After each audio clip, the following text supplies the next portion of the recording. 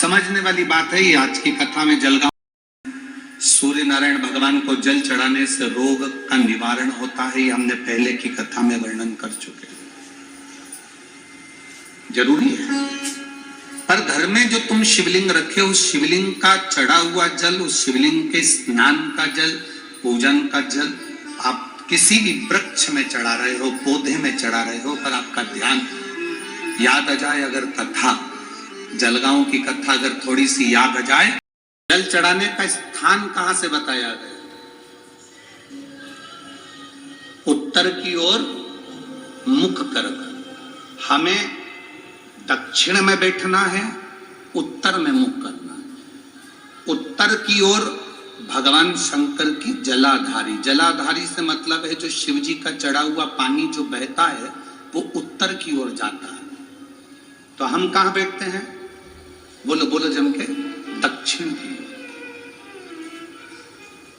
मान लो शिव जी का पानी इधर जा रहा है तो तुम्हें इधर बैठना है, शिव जी का पानी इधर जा रहा है तो तुम्हें इधर बैठना है।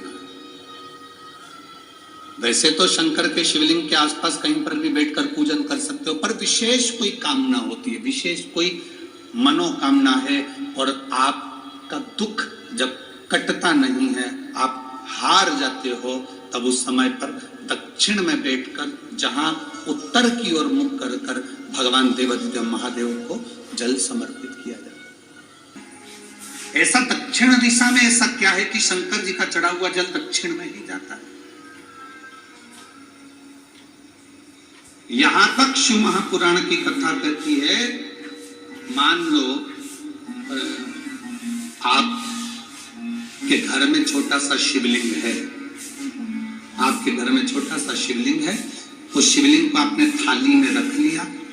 थाली में रखने के बाद, गूंज रहा है आवाज, थाली में रखने के बाद उस थाली में शिवलिंग को रख लिया, आपने उसको स्नान कराया। थाली में भी अगर शिवलिंग रख रहे हो तो उस शिवलिंग का जो दिशा है वो उत्तर की होना चाहिए। भले आप मंदिर में पूरा पश्चिम में बैठे हो, आपके घर का मंदिर तो पूरा पश्चिम में ही होगा, आपके घर का मंदिर कहाँ होगा? पूरा पश्चिम में। पर शिवलिंग की दिशा कहाँ रखना है? उसकी जलाधारी की दिशा कहाँ रखना है? जम के बोलो जरा, उत्तर। आप मंदिर में पूरा पश्चिम में बैठो, आपके घर के मंदिर में आप पूरा पश्चिम में बैठ के पूजन करो, क्योंकि आपका मंदिर पूरा पश्चिम में होगा। ऐसा कोई घर नहीं जिसके घर के अंदर मंदिर पूरा पश्चिम में नहीं है। आप पूरा पश्चिम में बैठो, पर शिवलिंग को थाली में भी रखो तो उसकी जलाधारी उत्तर की होना चाहिए।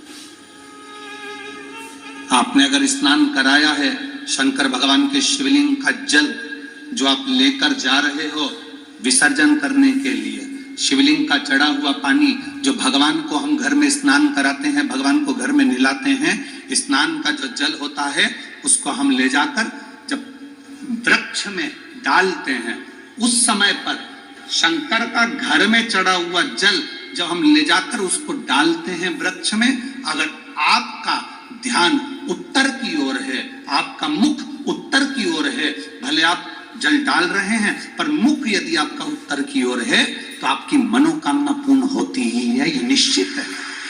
जल को, शंकर के चढ़े हुए जल को आप पेड़ पौधे में डाल रहे हैं, मतलब आपकी राहें खुल जाएगी और मंजिल तक आप पहुंचोगे जरूर, ये निश्चित। छोटे से छोटा शिवलिंग होगा या ठाकुर जी होंगे या भगवान की कोई मूर्ति होगी, देवालय होगा, उसका दर्शन अपन करें। भगवान जितनी तुम्हें आस रहती है मेहमान से मिलने की, उतनी आस मेहमान को होना चाहिए घर के भगवान से मिलने की।